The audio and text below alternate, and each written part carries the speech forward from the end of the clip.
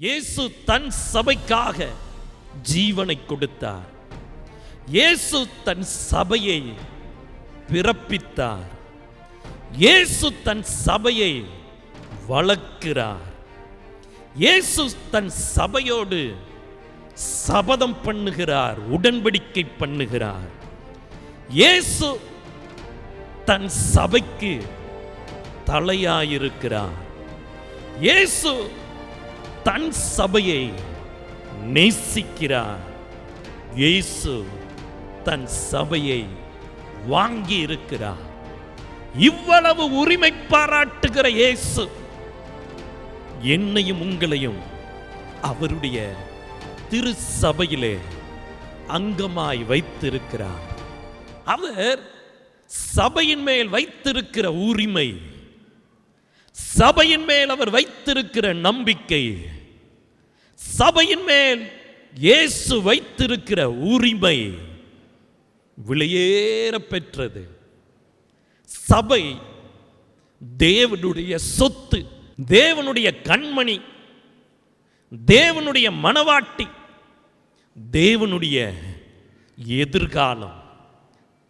தேவனுக்கு உள்ள எதிர்காலம் அவருடைய மனவாட்டி சபை. நம்மை மகிமைப்படுத்தி அவர் இன்னும் மகிமையான காரியங்களை செய்ய விரும்புகிறார். இயேசு சொல்லுகிறார், என் சபையை கட்டுவேன். இயேசு தன் சபைக்காக ஜீவனை கொடுத்தார். இயேசு தன் சபையை பிறப்பித்தார். இயேசு தன் சபையை வளர்க்கிறார். இயேசு தன் சபையோடு சபதம் பண்ணுகிறார், உடன்படிக்கை பண்ணுகிறார். இயேசு தன் சபைக்கு தலையாயிருக்கிறார். இயேசு தன் சபையை நேசிக்கிறார். இயேசு தன் சபையை வாங்கி இருக்கிறார். இவ்வளவு உரிமை பாராட்டுகிற இயேசு என்னையும் உங்களையும் அவருடைய திரு சபையிலே அங்கமாய் வைத்திருக்கிறார். தேவனுடைய பிள்ளைகளே, நான் நிறைய பேரை பார்க்கிறேன். பாஸ்டர் இன்னைக்கு சொன்னது மாதிரி தான். அந்த நரி எட்டி எட்டி படிக்க பார்த்தது, ஆனா முடியல. கடைசியா சொல்லிட்டு போயிருச்சு, சீச்சி இந்த பழம் புளிக்கும்னு பக்கத்து சபைக்கு போயிருச்சு. இன்னொரு வாழ்க்கையை தெரிந்தெடுத்தது. ஆனா ஆண்டவர் சொல்லுகிறார், என் சபையை கட்டுவேன். தேவ ஜனமே, தேவன் உனக்கு வைத்திருக்கிற தோட்டத்திலே நீ செழிக்க முடியும், நீ ஓங்கி படர முடியும். நான் நிறைய பேரை பார்த்திருக்கிறேன். 2 கூட்டத்தை சபையிலே நான் பார்த்திருக்கிறேன். ஒரு கூட்டம் கொஞ்சம் முயற்சி எடுக்கும், ஆனா முழு முயற்சி எடுக்காது. கடைசியில் பார்த்தீங்கன்னா அறகுறையா போயிடுவாங்க. ஆனா சிலர் இருக்கிறாங்களே, அவங்க முழுவதுமா கத்தரை பிடிச்சுக்கிடுவாங்க. அவங்க ஆண்டவருக்காக சிறப்பான காரியங்களை செய்திருக்கிறதை என் கண்கள் கூட நான் பல பார்த்திருக்கிறேன். சாட்சிகள் சொல்லணும்னா நேரம் பத்தாது. அவ்வளவு சாட்சிகள், அவ்வளவு காரியங்கள் தேவன் செய்து கொண்டு இருக்கிறார். ஏன் அத்தனை நன்மை, ஏன் அத்தனை பாதுகாப்பு, ஏன் அத்தனை வாக்குத்தத்தம்? இயேசு சொல்லுகிறார், அது ஏன் சபை, ஏன் உரிமை. ஒரு மனிதன், ஒரு சாதாரண மனிதன் தன் சம்பாத்தியத்தை எடுத்துக்கொண்டு தன் வீட்டிலே கொண்டு போய் கொடுக்கிறான். தன் வீட்டுக்காக செலவு பண்ணுகிறான். தன் வீட்டுக்காக அதை பயன்படுத்துகிறான். ஊதாரி மனிதனோ சம்பாதித்து எங்கோ போய் தொலைத்து விடுகிறான். ஆனால் இயேசு கிறிஸ்து தன் சம்பாத்தியத்தை எல்லாம் கொண்டு போய் சபையில் போட்டு மணவாட்டியை கட்டுவிக்கிறார், மணவாட்டியை கட்டி எழுப்புகிறார். இயேசு கிறிஸ்துவுடைய திறமைகள், இயேசு கிறிஸ்துவுடைய சொத்து, இயேசு கிறிஸ்துவுடைய ஞானம், அனந்த ஞானம், எல்லாவற்றையும் இயேசு கிறிஸ்து சபையிலே இன்வெஸ்ட் பண்ணுகிறார். ஏதோ தொழிலில் இன்வெஸ்ட் பண்ணல, ரிட்டர்ன்ஸ் எதிர்பார்த்து இன்வெஸ்ட் பண்ணல, உரிமையாக இன்வெஸ்ட் பண்ணுகிறார். தன் இரத்தத்தை கல்வாரி சிலுவையிலே சிந்தி சபையை கட்டுகிறார். பாதாளத்தின் வாசல்களை மேற்கொள்ள விடாதபடிக்கு சபையை கட்டுகிற இயேசு கிறிஸ்து உரிமை பாராட்டுகிற சபைதான் நானும் நீங்களும் இருக்கிற தேவனுடைய தோட்டம். இது தேவன் கொடுத்த தோட்டம். ஒரு மரம் இருக்குது, அந்த மரத்தை தோட்டக்காரன் ஒரு இடத்துல நாட்டுகிறார்னு வச்சுக்கோங்க. உதாரணத்துக்கு என் வலது பக்கத்தில் நாட்டுகிறார். ஆனால் இந்த மரம் நினைக்குது, இங்கே இருக்கிறத விட அங்கே போய் இருந்தால் நல்லா இருக்குமே அப்படின்னு சொல்லி இந்த மரம் இங்கே இருக்கிறத விரும்பாம அங்கே போய் நட்டப்பட்டால் ஸ்தோத்திரம், பலனில்லை. தேவன் ஏன் இந்த சபையில தேவன் நம்மை நாட்டினார் என்கிறதற்கு நமக்கு அறிவு பத்தாது. தேவன் நாட்டின சபையிலே நாம் நிலைத்திருக்க வேண்டும். அப்பொழுது மிகுந்த கனிகளை கொடுப்போம். ஆனால் நிறைய பேர் அப்படி இல்லை, தங்கள் இஷ்டத்துக்கு சபையை தெரிந்தெடுக்கிறார்கள். உங்க தாய் தகப்பனை நீங்கள் தெரிந்தெடுக்கிறதற்கு உங்களுக்கு உரிமை இல்லை. அதே போல உங்கள் சபையை தெரிந்தெடுக்கிறதற்கு உங்களுக்கு உரிமை இல்லை. தேவன் உங்களை எங்கே நாட்டினாரோ, எங்கே தேவன் உங்களை வைத்திருக்கிறாரோ அந்த இடத்திலே கட்டப்பட வேண்டும், அந்த இடத்திலே நீங்கள் வளர வேண்டும். அதுதான் தேவனுடைய சித்தம். இயேசு நம்முடைய மணவாளன். மணவாளன் சொல்லுகிறார், சபையை பார்த்து என் சபை என்று சொல்லுகிறார். அப்ப மணவாட்டி என்ன சொல்லணும்? எங்க மணவாளன் சபைன்னு சொல்லணுமா, ஏன் சபைன்னு சொல்லணுமா? உங்க வீட்டில் என்ன சொல்லுவாங்க? கணவருடைய வீடு என் மாப்பிள்ளை வீடுன்னு சொல்லுவீங்களா, அல்லது என் வீடுன்னு சொல்லுவீங்களா? மேபி உங்க வீடு உங்க மாப்பிள்ளை பேர்ல இருக்கலாம், பத்திரம் அவர் பேர்ல இருக்கலாம். ஆனா நீங்க என்ன சொல்லுவீங்க? மணவாட்டி மனைவி என்ன சொல்லுவீங்க? என் வீடு, என் வீடு. பிள்ளைங்க என்ன சொல்லுவாங்க? என் வீடு. அதே மாதிரி தான் மணவாளன் சொல்லுகிறார், என் சபை என்று. மணவாட்டி சபையும் சொல்லணும், இது என் சபை என்று. சபைக்கு அர்த்தம் என்ன தெரியுமா? மணவாட்டியும் மணவாளனும் கூடுகிற இடம்தான் சபை. இங்க பாருங்க, என்ன ஆச்சரியம்! சபையில தேவன் நம்மோட பேசுகிறார், தேவன் நம்மோடு உறவாடுகிறார். தேவனுடைய நெருக்கத்தை சபையிலே நாம் உணர முடிகிறது. அதுதான் சபை. நிறைய பேருக்கு தேவனோடு உள்ள நெருக்கம் சபையில் அனுபவிக்க முடியல. முயற்சி எடுத்து பார்க்குறாங்க, துள்ளி துள்ளி பார்க்குறாங்க, கடைசியில் வெறுத்து போய் சீச்சி இந்த பழம் புளிக்கும், அடா சீச்சி, நீ எங்க போனாலும் வாழ்க்கை முழுசும் உன் பேரு சீச்சி தான். அல்லேலூயா. தேவன் உனக்கு கொடுத்த சபையில உனக்கு தேவையான நன்மைகள் உண்டு. காலம் நிறைவேறும் பொழுது தேவன் உனக்கு வைத்திருக்கிறதை தேவன் உன் சொந்த கண் காண உன்னை நடத்துகிறவராய் இருக்கிறார். நல்ல வேளை தேவன் நமக்கென்று ஒரு பெரிய ஆதரவாகிய சபையை கொடுத்தார். எத்தனை பேர் ஆண்டவருக்கு நன்றி செலுத்துகிறீர்கள்? சபை மட்டும் இல்லைன்னா நம்ம திசை தெரியாம போயிருப்போம். முழுவதும் பிரயாசப்பட்டும் ஒண்ணுமே அகப்பட்டு இருக்காது. ஆனா சபைய தேவன் தந்து திசை காட்டி நம்முடைய படகுகளை நிரப்புகிறவராயிருக்கிறார். எத்தனை பேர் இந்த காலை நேரத்தில் நான் நிரப்பப்பட்டவன் என்று சொல்லுகிறீர்கள்? இயேசு சொல்லுகிறார், என் சபை, என் சபை.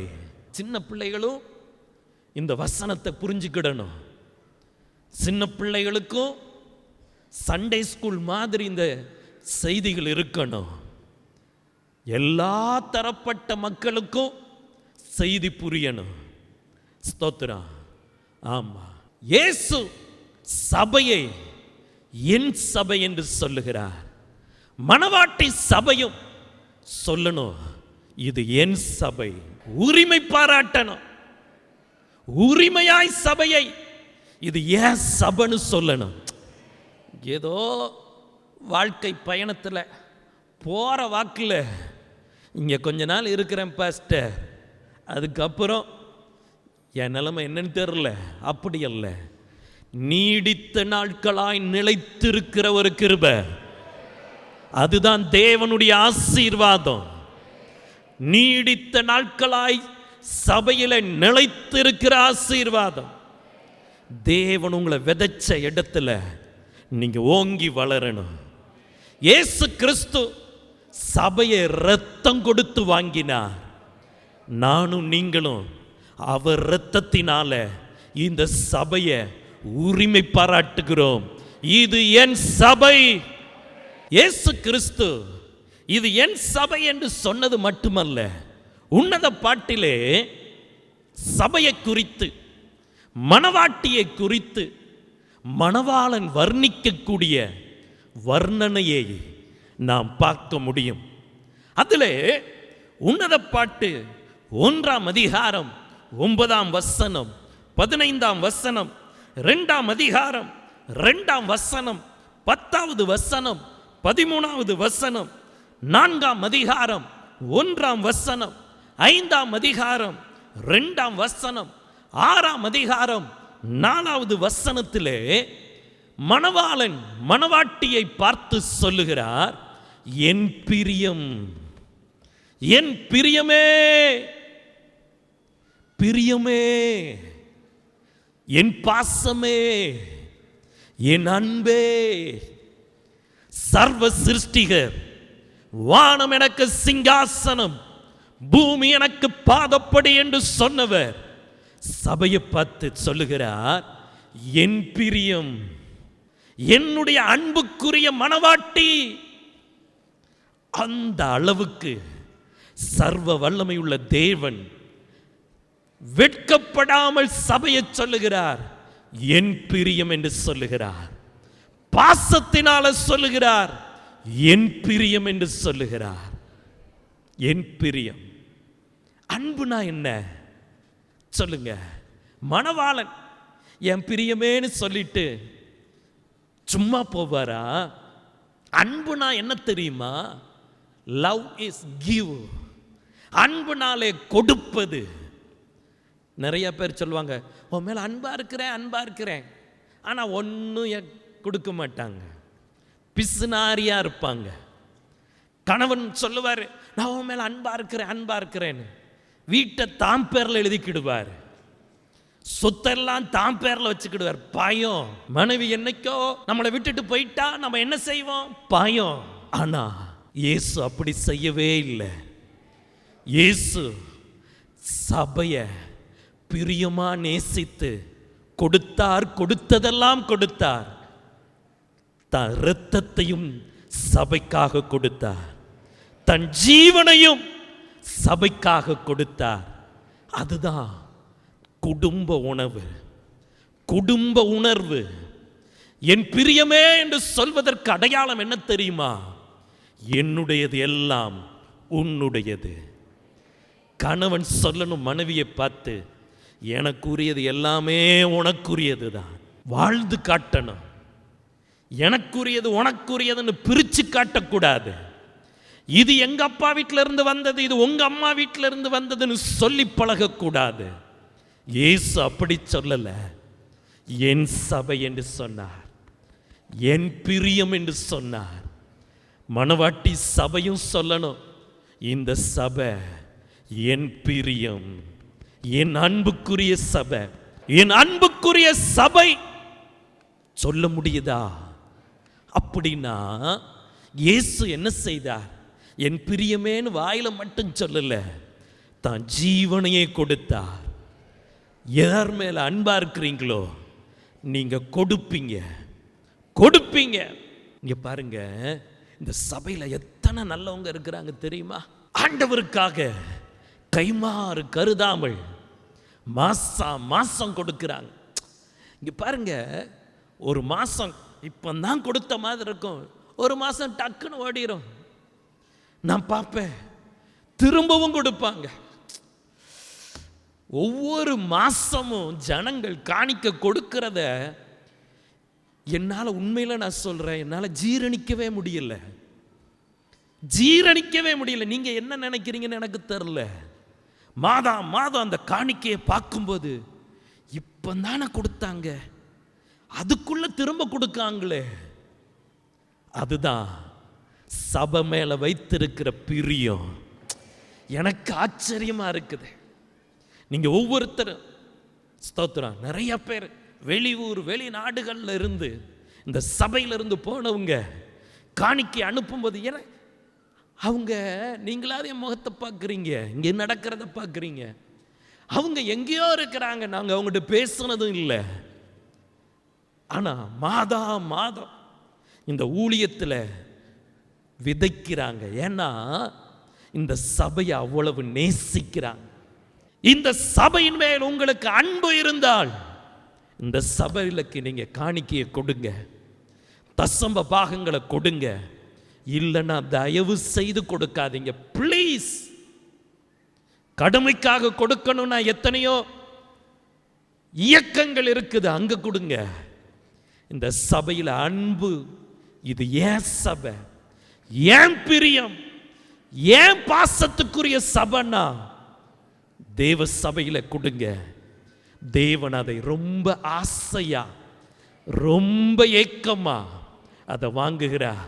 ஒவ்வொரு மாதமும் உங்க காணிக்கையை பார்க்கும்போது உண்மையில் நான் மனசார சொல்ல, ஒரு மாதம் 2 மாதம் கிட்டத்தட்ட இந்த ஃபைனான்ஸை ஹேண்டில் பண்ணி 30 வருஷம் ஆகுது. கடந்த 30 வருஷமா இந்த சபையின் பொருளாதாரத்தை கையாள தேவன் இந்த அடியேனுக்கு இரக்கம் செய்திருக்கிறார்.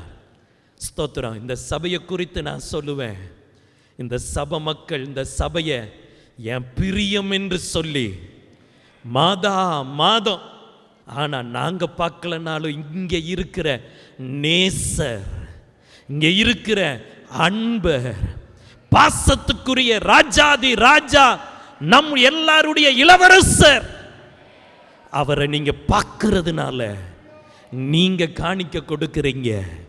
அதுதான் தேவனுக்கும் நமக்கும் உள்ள உறவு. மணவாளன் சொல்லுகிறார், என் பிரியமே என்று சொல்லி, என் அன்பே என்று சொல்லி. 1ஆம் அதிகாரம் 15வது வசனம், 2ஆம் அதிகாரம் 10வது வசனம், 2ஆம் அதிகாரம் 13வது வசனம், 4வது அதிகாரம் 1வது வசனம், 6வது அதிகாரம் 4வது வசனத்தில் சொல்லப்பட்டு இருக்கிறது, என் ரூபவதியே என்று சொல்லி. சபைய ஆண்டவர் என் ரூபவதியே என்று சொல்லுகிறார். நம்மளே சொல்ல மாட்டோங்க சபைய ரூபவதி. அவன் அந்த சேட்டை பண்றான், அவன் அந்த விளையாட்டு விளையாடுறான், அவன் இந்த சேட்டை பண்றான், இவனை பார்த்து ரூபவதியா? ஏ அட்டூழியக்காரனே, விரியம்பாம்பு குட்டியே, அப்படிதான் சொல்ல தோணும். ஆனா ஊழியக்கார மாதிரி இளவரசர் கிடையாது. அவர் நம்மை பார்ப்பதே ஹல்லேலூயா என் ரூபவதியே என்று அழைக்கிறார். கரங்களை உயர்த்தி ஒரு தடவை அல்லேலூயான்னு சொல்லுங்க. சபையில பரிசுத்தவான்களும் பரிசுத்தவான்கள் ஆகும்படி அழைக்கப்பட்டவர்களும் இருக்கிறார்கள். 2 கூட்டத்தார் இருக்கிறாங்க. 2 கூட்டத்தார். ஒரு கூட்டம் பரிசுத்தவான்கள். இன்னொரு கூட்டம் இப்ப அவங்க பரிசுத்தமா இல்ல, இப்ப அவங்க அட்டூழியக்காரர்கள், இப்ப அவங்க விரியன் பாம்பு கூட்டம். நிறைய பேரை பார்க்கும்போது ஐயோ ஐயப்பா அந்த ஊழியத்தை விட்டு எங்கேயாவது ஓடிடலாமான்னு தோணும், அந்த அளவுக்கு அட்டூழியம். ஆனா ஆண்டவர் பார்வையில் பரிசுத்தவான்களும் பரிசுத்தவான்கள் ஆகும்படி அழைக்கப்பட்டவர்களும் அவர்களை அவர் பார்க்கும்போது அவர் சொல்லுகிறார், ரூபவதியே என்று அழைக்கிறார். நான் அதை உங்களுக்கு புரியறதுக்காகத்தான் அட்டூழியக்காரர்கள்னு வார்த்தை சொன்னேன், விரியம்பாம்பு குட்டிகள்னு நீங்க புரியறதுக்கு தான் சொன்னேன். ஆனா உண்மையில நான் சொல்லட்டா, உண்மையில என் மனசுல உள்ளதுபடி சொல்லட்டா, என்னை சுத்தி இருக்கிறவங்களுக்கு தெரியும். ஸ்தோத்திரம். உண்மையாகவே இயேசு கிறிஸ்துவின் இரத்தத்தால் கழுவப்பட்டு இந்த சபையிலே கர்த்தருடைய திருவிருந்தை எடுத்த ஒவ்வொருவரும் ரூபவதிகள் தான், ஒவ்வொருவரும் பரிசுத்தவான்கள் தான், ஒவ்வொருவரும் என் தேவனுக்கு அழகானவர்கள் தான். ஆண்டவரே அழகுன்னு சொன்ன உடனே நீங்க மாத்தி சொல்லலாமா? நிறைய பேர் சபைய குறைய மட்டும் சொல்லுவாங்க. ஆண்டவர் குறைய மட்டும் சொன்னா எப்படி இருக்கும்? ஆண்டவர் குறைய மட்டும் சொன்னாரா? இல்ல, சபையை பார்த்து ஆண்டவர் சொல்லுகிறார், என் ரூபவதி. நம்ம பண்ற அட்டூழியத்துக்கெல்லாம் என்னைக்கோ நம்மளை சாம்பலாக்கி இருக்கணும், அப்படித்தானே? கல்லெறிஞ்சு கொண்டிருக்கணும். ஆனா ஆண்டவர் நம்ம இளவரசர் நம்மளை ரூபவதின்னு சொன்னதுனால பிசாசு நம்ம மேல கை போட முடியாதபடிக்கு அவன் கை கட்டப்பட்டு இருக்கு. இல்லைன்னா நம்ம செஞ்சதை சொல்லி சொல்லி நம்மளை சித்திரவதைப்படுத்தி இருப்பான். ஆனா ஆண்டவர் ரூபவதின்னு சொன்னதுனால பிசாசு நம்முடைய வாழ்க்கையில தலையிட முடியாதபடிக்கு அவன் கட்டப்பட்டு இருக்கிறான். தேவன் ரூபவதி என்று சொன்ன சபையை நானும் ரூபவதி என்று சொல்லுவேன் என்று சொல்றவங்க கரங்களை உயர்த்தி அல்லேலூயா. சபை விசுவாசிய குறை பேசாதீங்க. ஆமா, குறை இருந்தாலும் நமக்கு அது வேண்டாம். 1000 பேர் மற்ற சபைய ஊழியக்காரர்களை, சபைய சபை மக்களை, சபையில் இருக்கிற வாலிபர்களை குறை பேசுவாங்க. தேவன் நீதிமானாய் பிரித்தெடுத்தவர்களை நம்ம துன்மார்க்கன் என்று சொல்றதுக்கு நம்ம சிந்தைக்கு கூட இடம் கொடுக்க கூடாது. எத்தனை பேர் அல்லேலூயான்னு சொல்றீங்க? நான் சொல்றது சரிதானே? இயேசு சபையை பார்த்து சொல்லுகிறார், என் ரூபவதி. நானும் நீங்களும் சொல்லுவோம், சபை ஒரு ரூபவதி. அழகுனா என் சபைதான். இல்ல பாஸ்டர், இந்த சபை அவ்வளவு அழகு இல்லை, அந்த சபை இந்த என் சபை தான் இந்த உலகத்திலேயே அழகு. எத்தனை பேர் எத்தனை பேர் எத்தனை பேர் எத்தனை பேர் 10 பேர் இருக்கிற சபையில் இருக்கிறவனும் என் சபை தான் இந்த உலகத்திலேயே அழகுன்னு சொல்லணும். அதுதான் சபையின் அழகு. கரங்களை உயர்த்தி அல்லேலூயா. சபைக்கு கொயர் தான் அழகு இல்லை, இசைதான் அழகு இல்லை, சபையே அழகு. சபைதான் ரூபவதி. இயேசு சொல்லுகிறார், ஏன் ரூபவதி? உலகத்தில் எத்தனையோ அழகு நிறையங்கள் இருக்கலாம், உலகத்தில் எத்தனையோ சிறப்பான இடங்கள் இருக்கலாம், ஆனா எனக்குன்னு ஒரு ரூபவதி, அது சபைதான். எத்தனை பேர் அல்லேலூயான்னு சொல்றீங்க? எனக்குன்னு ஏசி ரூம் இருக்கலாம், எனக்குன்னு அற்புதமான அறைகள் இருக்கலாம், ஆனா எல்லாத்த விட என் சபைதான் எனக்கு ரூபவதி. நம்முடைய மணவாளன் சொல்லுகிறார், என் சகோதரியே, என் மணவாட்டியே என்று சொல்லி இயேசு கிறிஸ்து அழைக்கிறார். 4ஆம் அதிகாரம் 9ஆம் 10ஆம் 12ஆம் வசனங்கள், 5ஆம் அதிகாரம் 1வது வசனத்தில் நீங்கள் வாசித்தீங்கன்னா, என் சகோதரியே, என் சகோதரியே, என் மணவாளியே. நம்மளை பார்த்து ஆண்டவர் சொல்லுகிறார், என் சகோதரி, என் இரத்தத்தில் இரத்தம், என் உடன் பிறப்பு.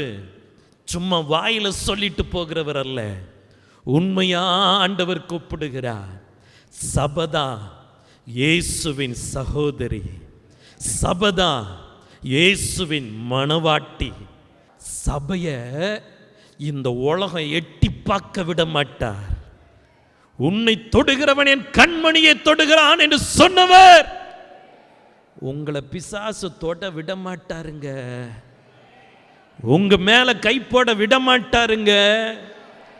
அவன் சொல்லிட்டு வருவான், இல்ல இவன் மூதாதையர் ஏன் சொத்து, இவங்களும் ஏன் சொத்து அப்படின்னு அவன் வர முயற்சி எடுப்பான். ஆண்டவர் சொல்லுவார், டேய் இவ என் மணவாட்டி, இந்த தசை பக்கம் தலை வச்சு படுக்க கூடாது, இந்த தசை பக்கம் திரும்பி பார்க்க கூடாது. சில வீடு இருக்குன்னா சிலர் அந்த வீட்டே பார்க்காம இப்படி நடந்து போவாங்க, பார்த்துருக்கிறீங்களா? சின்ன ஊரில் சின்ன கிராமத்துலலாம் அதெல்லாம் நம்ம பார்க்க முடியாது. இங்கே எவன் வர்றான் எவன் போகிறான், சண்டைக்காரங்க வீட்டில் இப்படியே போவான், அந்த வீட்டை பார்க்க கூட கூடாதுன்னு.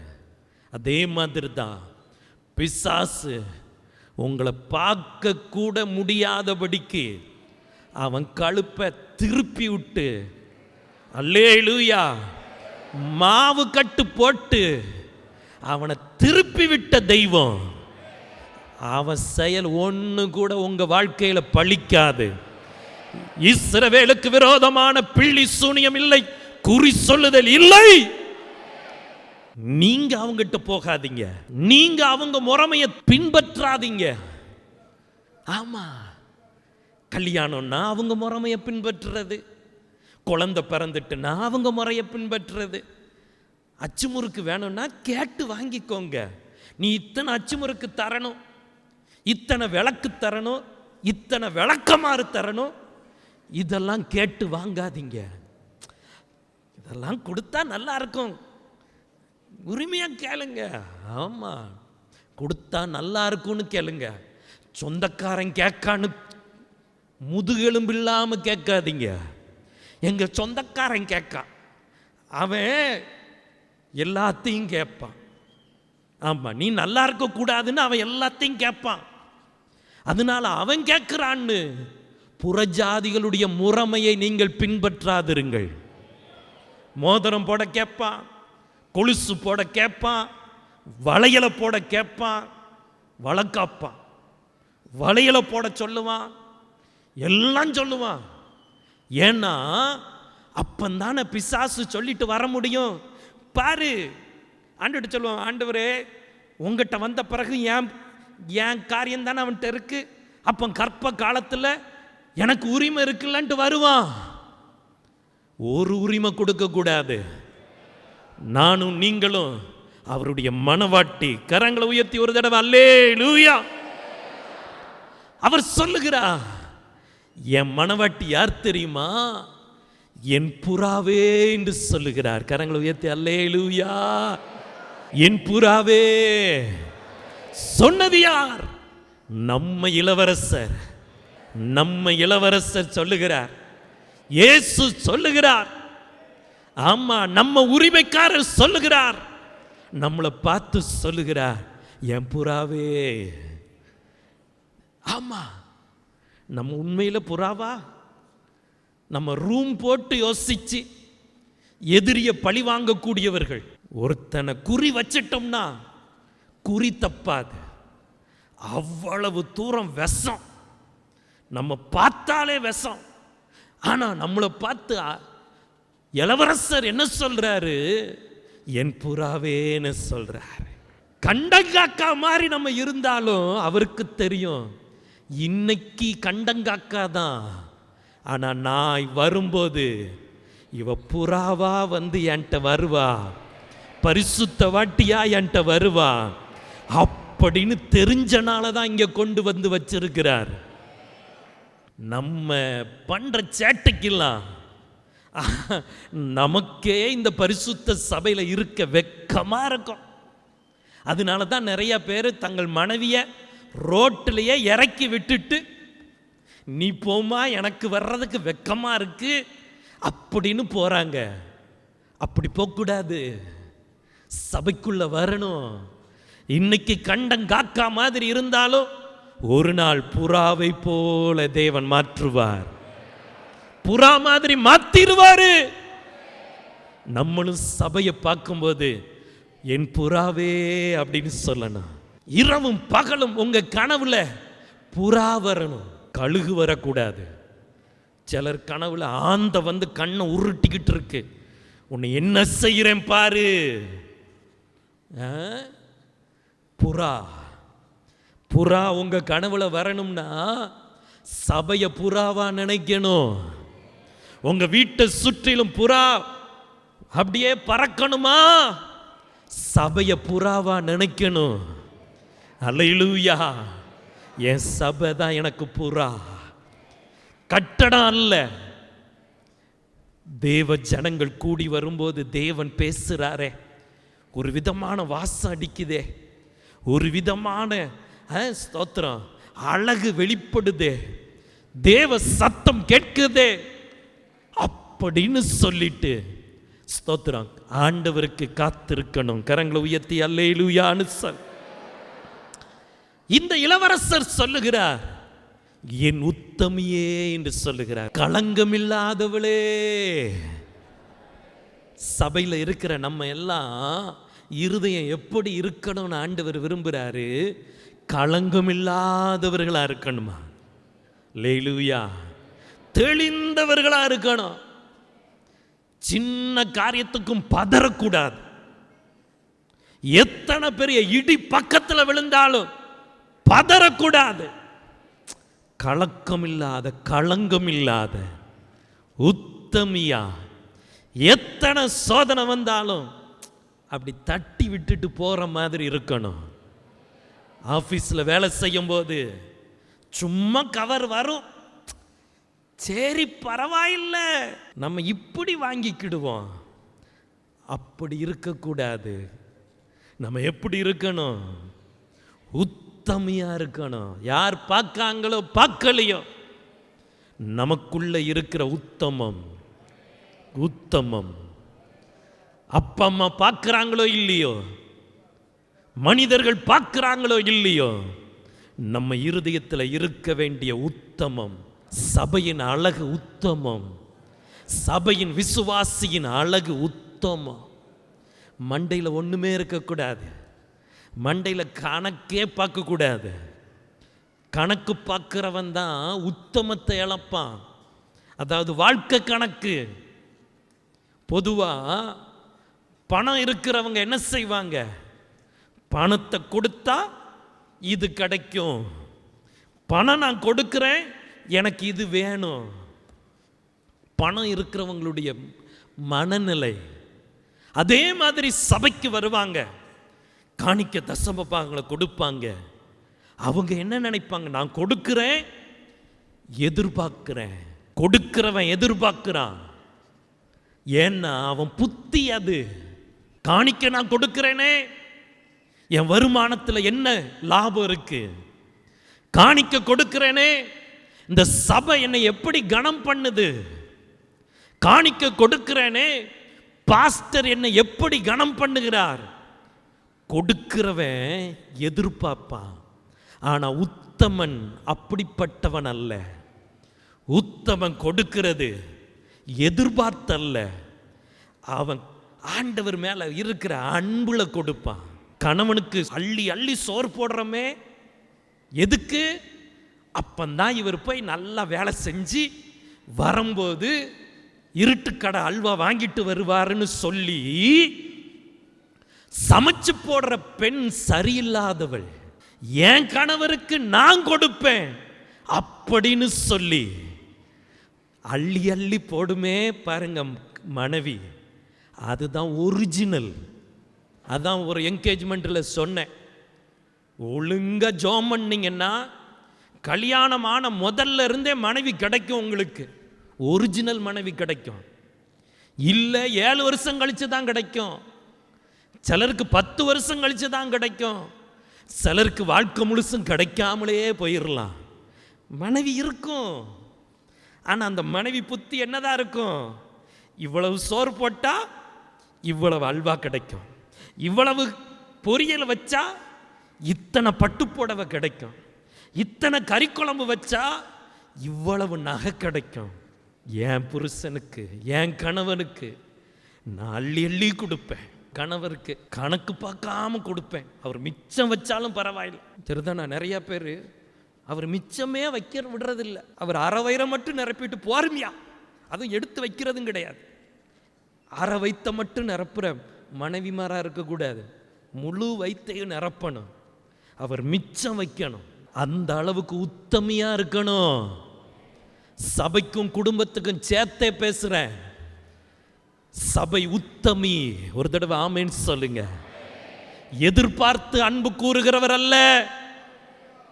ஆமா, இந்த கணவர் இருக்க இன்னொரு கணவனை மனசுல வைத்துக் கொண்டு இருக்கிற துரோகி அல்ல. சபை உத்தமி. ஒரு தடவை இயேசு மட்டும்தான், என் மணவாளன் மட்டும்தான், என் இளவரசர் மட்டும்தான், எனக்கு வேற ஒரு ஹீரோ இல்லை, எனக்கு வேற ஒரு உதவி இல்லை, என் இயேசு மட்டும்தான் அப்படின்னு சொல்றவள் தான் உத்தமி. உத்தமர்களுடைய கூட்டம் தான் சபை. நிறைய கூட்டத்துக்கு மக்கள் போவாங்க. எதுக்கு? எனக்கு அற்புதம் வேணும், எனக்கு லாட்ரி டிக்கெட் விழணும், எனக்கு இடம் விலை கூடணும் அப்படின்னு நிறைய பேர் காசை கொடுத்து காசு வாங்குற பிஸ்னஸுக்கு போவாங்க. அப்படி சில கூட்டத்துக்கு போவாங்க. சபை அப்படிப்பட்டது அல்ல. என்னுடைய ஆவி, ஆத்துமா, சரீரம் எல்லாத்துக்கும் சொந்தக்காரர் என் இளவரசர். ஒரு தடவை அல்லேலூயான்னு சொல்ல. இந்த இளவரசர் சொல்லுகிறார், மூடப்பட்ட என் தோட்டம் என்று சொல்லுகிறார். அல்லேலூயா. முத்திரிக்கப்பட்ட, மறைவு கட்டப்பட்ட 4ஆம் அதிகாரம் 12வது வசனத்துல, 4ஆம் அதிகாரம் 12வது வசனத்துல, என் சகோதரியே, என் மணவாளியே, நீ அடைக்கப்பட்ட தோட்டம். சொல்லுங்க, எப்படிப்பட்ட தோட்டமா? மூடப்பட்ட தோட்டம், அடைக்கப்பட்ட தோட்டம். இந்த தோட்டத்துக்குள்ள அந்நியர் வர முடியாது. இந்த தோட்டத்துக்குள்ள சுயநலக்காரன் வர முடியாது. இன்னைக்கு நிறைய சுயநலக்காரர்கள் தோட்டத்துக்குள்ள வர்றதுக்கு துடிச்சுக்கிட்டு இருக்கிறாங்க. நிறைய ஊழியக்காரர்கள் தேவனுடைய தோட்டத்துக்குள்ள சுயநலத்துக்காக வர்றாங்க. கிடைக்கிற 4 காசுக்காக, மதிப்புக்காக, புகழுக்காக, நாம் பெரியவன், எனக்கு அது இருக்குது, எனக்கு இது இருக்குன்னு சொல்லி தோட்டத்துக்குள்ள சுயநலத்துக்காக வர்றாங்க. இது ஏன் தோட்டம்னு சொந்தம் பாராட்ட நிறைய பேர் துடிச்சுக்கிட்டு இருக்கிறாங்க. இது எந்த மனுஷனுடைய தோட்டம் அல்ல. எந்த மனுஷனுடைய ஆதாயத்துக்காக கட்டப்படுகிற, வளர்க்கப்படுகிற தோட்டம் இது அல்ல. தோட்டத்துக்கு ஒரே ஒரு சொந்தக்காரர் தான்.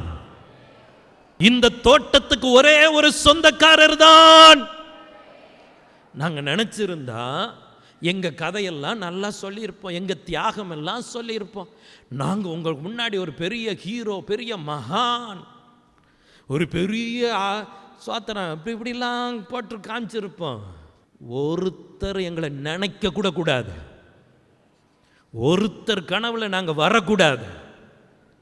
நேசருடைய கண்கள் தான் உங்க கண்ணு பார்க்கணும். அத்தனை புகழும் இயேசுவுக்கு தான் போகணும். ஆமா, நான் வியாதிப்பட்ட போது நிறைய பேர் வந்து நான் ஜெபிச்சேன், அது இதெல்லாம் சொன்னீங்க. நாங்கள் ஜஸ்ட் வேலைக்காரங்க தாங்க.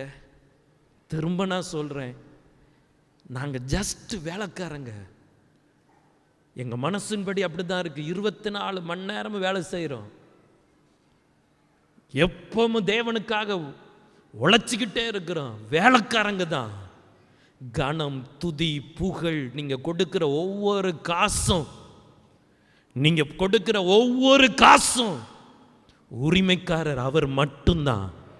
நாங்க எட்டி கூட பார்க்க மாட்டோம். வேற வழி இல்லை. கடமைக்காக நாங்க அதை சில நேரத்தில் ஹேண்டில் பண்ண வேண்டி இருக்கு. தேவன் எங்களுக்கு கொடுத்த பொறுப்புனால அதை செய்கிறோம்.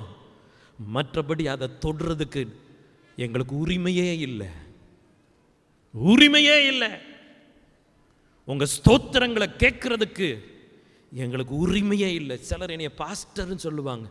அவங்க பாஸ்டர்னு சொல்லும் போதெல்லாம் என் மனசு அப்படிதான், யாரை கூப்பிடுறீங்க, யாரை சொல்றீங்க, அப்படிதான் இருக்கும்.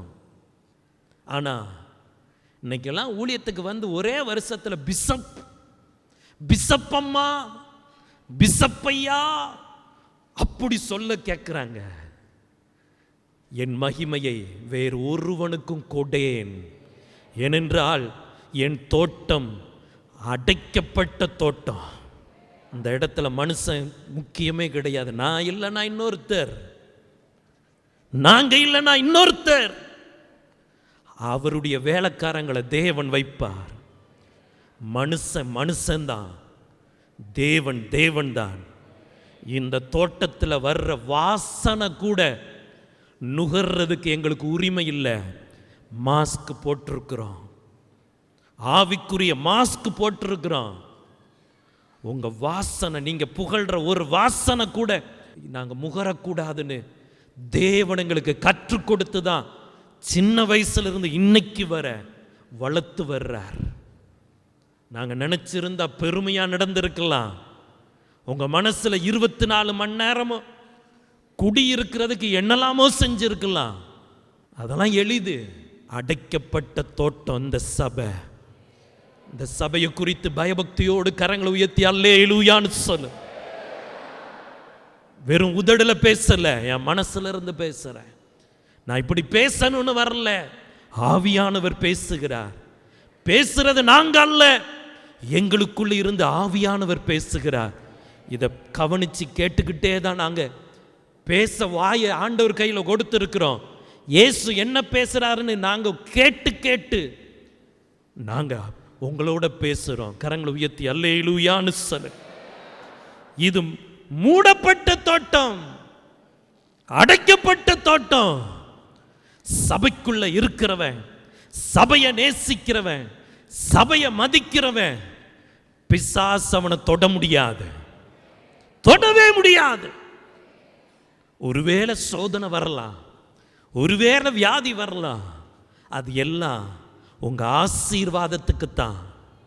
ஒருவேளை குறைவு வரலாம், குறைவுபட்ட உன் வாழ்க்கை சரித்திர சான்றாக மாறக்கூடிய அளவுக்கு தண்ணீரை திராட்சரசமாய் மாற்றுகிற இளவரசர் இந்த இடத்துல உண்டு. கரங்களை உயர்த்தி அல்லேலூயான்னு சொல்லுங்க. மறைவு கட்டப்பட்ட நீரூற்று, அதை சுற்றிலும் மறைவு கட்டியாச்சு. அந்நியன் அந்த நீரூற்றை எட்டி கூட பார்க்க கூடாது. மறைவு கட்டியாச்சு, மறைக்கப்பட்ட நீரூற்று. தேவ ஜனமே, உங்க ஒவ்வொருத்தருக்குள்ள ஒரு நீரூற்று இருக்கு, பாச ஊற்று இருக்கு, ஆராதனையின் ஊற்று இருக்கு, துதியின் ஊற்று இருக்கு, காணிக்கையின் ஊற்று இருக்கு. அது எல்லாம் மணவாளனுக்கு சொந்தம், தோட்டக்காரருக்கு சொந்தம். அது மறைவு கட்டப்பட்டு இருக்கிறது. கரங்களை உயர்த்தி அல்லேலூயான்னு சொல்லு. மறைவு கட்டப்பட்டு இருக்கிறது. நிறைய பேருக்கு சபைனா நிறைய கேள்வி. அது இவ்வளவு கூட்டம் வருதுன்னா அவங்க மனசுல 1000 கணக்கு. தேவ ஜனமே, மறைவு கட்டப்பட்ட நீரூற்றை குடித்து நீ சிந்திக்காதே. தேவன் சபையை மறைவு கட்டி வைத்திருக்கிறார். அந்த நீரூற்று நீரூற்றுகளின் தகப்பனுக்கு சொந்தம். அந்த ஒவ்வொரு நீரும், ஒவ்வொரு தண்ணீரும், ஒவ்வொரு பாசமும், ஒவ்வொரு துதி ஸ்தோத்திரமும் இயேசு ஒருவருக்கே உரியது. இன்னொன்று சொல்லப்பட்டு இருக்கிறது, நீதான் திரிசாவை போல அழகு. சௌந்தரியம். 6ஆம் அதிகாரம் 4வது வசனத்தில் சொல்லப்பட்டு இருக்கிற பாருங்க, என் பிரியமே நீ திர்சாவை போல சௌந்தரியமும். திர்சானா ஒரு ஆணையோ ஒரு பெண்ணையோ குறிக்கல. திர்சா என்கிறது ஒரு பட்டணம், ஒரு பெரிய நகரம். ஸ்தோத்திரம். அந்த நகரம் ராஜாக்களுடைய நகரம். அது ராஜாக்களும் பிரபுக்களும் வாழக்கூடிய நகரம். அது திட்டமிட்டு கட்டப்பட்ட நகரம். அது செழிப்பான நகரம். அது தண்ணீர் பஞ்சமில்லாத நகரம். அது எதிரிகள் மேற்கொள்ள முடியாத நகரம். அது தேவ சபைய தேவன் ஒரு பெரிய கேபிட்டல் சிட்டியாகவே தேவன் வைக்கிறார். தேவ சபை தேவனுடைய நகரம். அவர் சொல்லுகிறார், நீ திர்சாவை போல சௌந்தரியமும் எருசலேமை போல வடிவமும் உள்ளவள். ஆமா, ஸ்தோத்திர. சபை, சௌந்தரியம், வடிவு எல்லாம் பெர்ஃபெக்ட்.